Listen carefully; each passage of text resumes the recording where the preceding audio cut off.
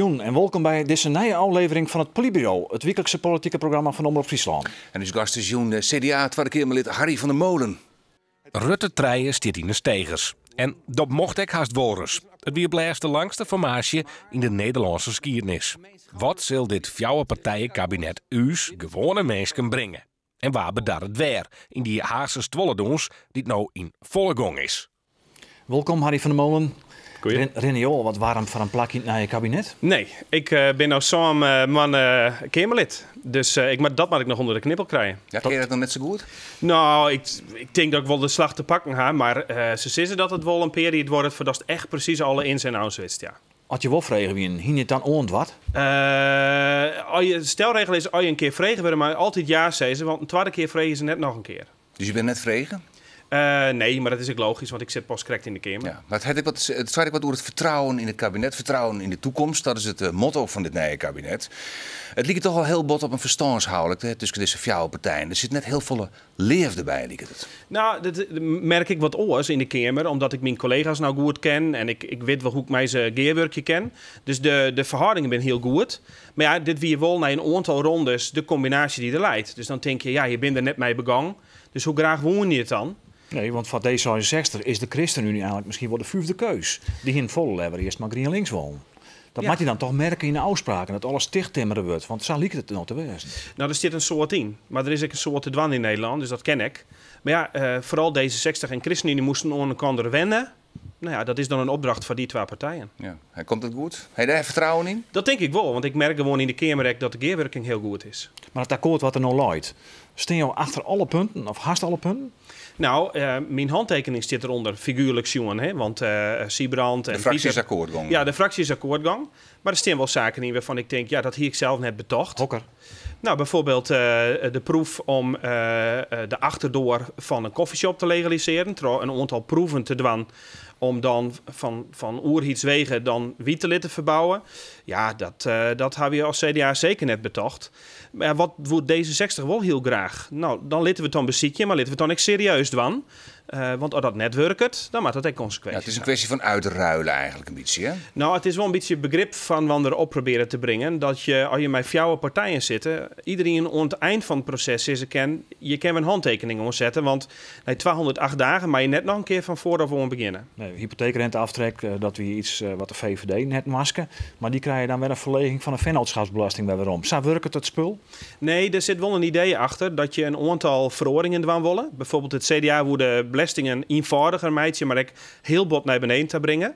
Ja, dat mag je dan op een of andere manier wel inwandelen puzzelen, dat het ik ken. Want het ben net alleen nog maar brede plan, maar het is aardig een realiteit. En als je dan nou fout maakt, dan heb je er letter last van. En vooral de meesten thuis hadden er last van, als we je werk net goed doen. Jo bent nou al zo'n maart dus Kamerlid in de oppositie. Dat is wel lekker makkelijk eigenlijk om zo te zitten, want dan kan je oerals in oren zitten. Dat veroordeelt nou natuurlijk wel. Ja, Fractiediscipline. nou, je krijgt een orenrol. Je moet altijd als Kamerlid het kabinet controleren, welk kabinet er zit. En ik zal nou als CDA het komende kabinet controleren of ze de afspraken goed uitvieren. Maar ons ziet nog wel een hele vreemde situatie. Hè? Het kabinet heeft een hele lietse meerderheid in de Tweede Kamer. De politieke leiders van CDA, ChristenUnie en D66 gaan waarom naar de Kamer. Die moeten dus controleren wat ze zelf bedacht hebben. Ja, maar dat jet er ook bij. Een Dat kabinet is toch een hele viert vreemde situatie. Dan ben je toch net een echte parlementariër. Staat Jo dat graag wezen willen? Ja, ik denk, als je naar het verliezen zegt, bijvoorbeeld Bolkestein bij de VVD, die het hier juiste aan tafel voorbeeld. zitten. Ja, maar ik vind het wel gezoen. Want heel vaak zitten we van, ja, die Tweede Kamer doet alleen nog maar wat het kabinet wil. En nou zitten er aan zijn treien politieke leiders van de treien partijen in de Kamer. Dus die verhouding wordt denk ik heel zoen. En daar ken ik als CDA, als Kamerlid, ik wil profijt van haar, dat Siebrand Buma zijn had. Ja, ik wil de groep onvieren in de Kamer. In het verleden hebben we wel eens Rendert Algra, Geert Benedictus, dat die wat linksige CDA's door de steeds in de Tweede Kamer, dat die het in hun eigen partij vaststellen stemden. Zou dat bij jou ook een optie wezen kunnen? Dat ken altijd, dat mag je nooit Nee, uitsluiten. je Als ik zegt nou net zeg, ik zal nooit Je in zegt de net, partijlijn instemmen, dan jou ik mijn eigen romte op. Net lekker Netflixen en dan uiteindelijk stemmen in het voordeel van de partij? Nee, ik let Nee, net je bent wel achteruit bij principieel. de... Je blauwe Ja. principieel. Jazeker, maar ik sta dus echt voor de afspraken die ik maak. Ja, want En- het wordt fractiediscipline. Andries Neermetal, die zal natuurlijk genadeloos wezen.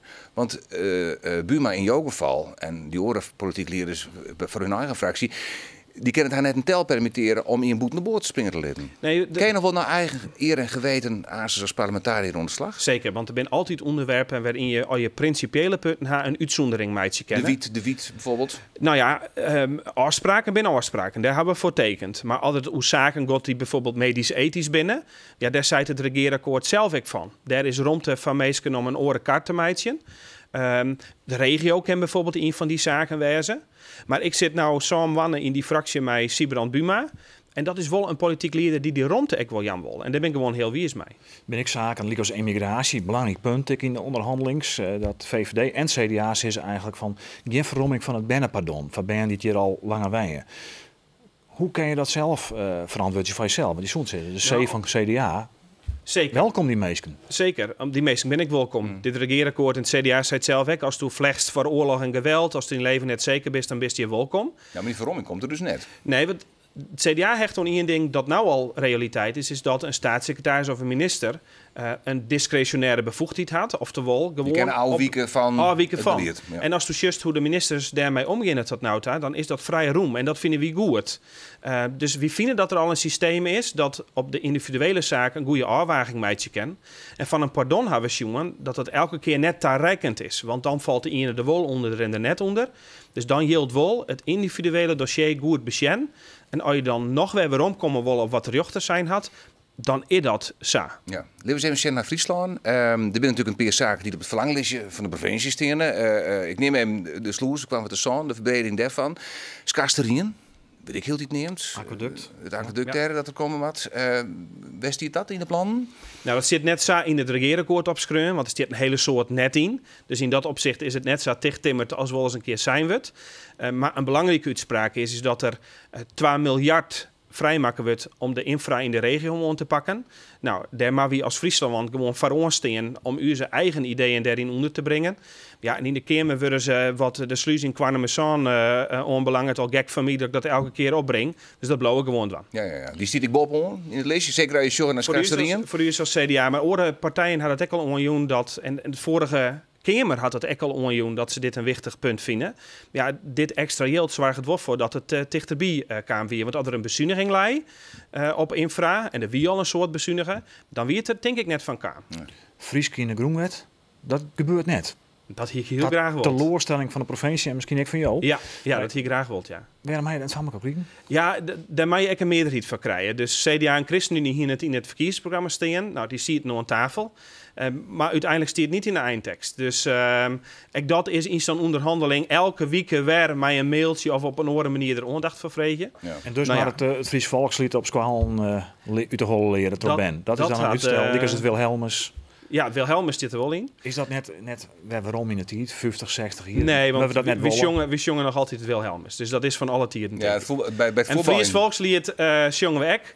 En ik lees een vraag me hier, wat is dat? Waar is dat nou? Nou, ik zei, ik als jongst hetzelfde net, maar is het wel goed te weten wat we eigenlijk jongen en wat er van onze skiernis in zit. Ja, ik vind dat echt, een laan is echt een volkslied. Dat is iets waar we, hoe verschillend binnen Limburgers of Friesen dat jongen kennen. Ja, en Friesen voorop natuurlijk, maar het Fries volkslied. Ja, ik zit die onderwijzers of familie, maar de band nog weer wat nijs leren. En ze hebben het al zo druk. Ze hebben meer yield. Ja, dat is goed onderwijs. Maar meer yield krijgen ze ook. In de leen, in de werkdruk. Maar net genoeg. Nou, maar het Nederlands volkslied, dat ken er echt nog wel tussen. Maar zoen je net volle meer systematisch van moeten alle inwoners van Nederland meer skippelen krijgen, dat iedereen maar alcohol leven kan in dit land. Dat is volle belangrijker als het leren van een Wilhelmus. Nee, maar het had er wel mee te krijgen. Want als je zwaarder meidje hoe dat het verschillend zo groot worden dat we wat uitenwanden groeien in Nederland, dan is het net alleen nog maar zaak dat je begrip voor die verschillen vreetje. Want een soort mensen denken, nou dan mat ze er maar uit. Dat is net de linie van het CDA. Wat we benadrukken willen is, wat dealen we dan met een wander?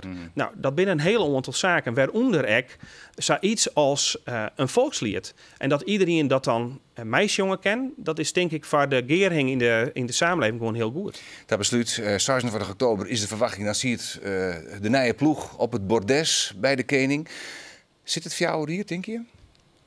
Nou, er is nog maar een heel jaar oer, hè, door deze lange formatie. Maar ik geloof er wel in dat dit kabinet het hier Dus het voordeel dat het trein heel hier is, want voor jou hier dat zien ze net redden? Nou, dat weet ik net. Ik denk dat de onderlinge geering in dit kabinet grutter is dan meesten nou uit de kranten lezen kennen. Dat de analyses binnen. Maar het altijd zien, want een kabinet valt heel vaak net over een akkoord, maar over dingen die er gebeuren. Ja. Maar ik had er wel vertrouwen in.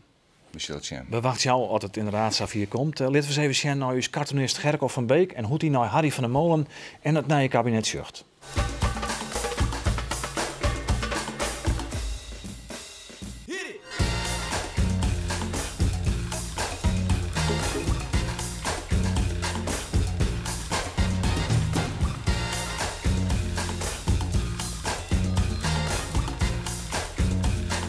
Gewoon een Nederlander. Altijd mooi, Ja. Nederlander. Ja. Harry van der Molen, tien dank voor je komst naar het politiebureau en ik hoop dat je beschikbaar blijft worden. Ik als prominent Tweede Kamerlid aast. Zeker. En gewoon als Kamerlid, dat doet het. Hè? Als gewoon Kamerlid. Als gewoon Kamerlid, ja. Oké. Dit wie het politbureau. Het programma is er Nijwiekeman die vanzelfs weer een kwartier verzaan. Bedankt voor het zien. Nog een hele afgelopen keer.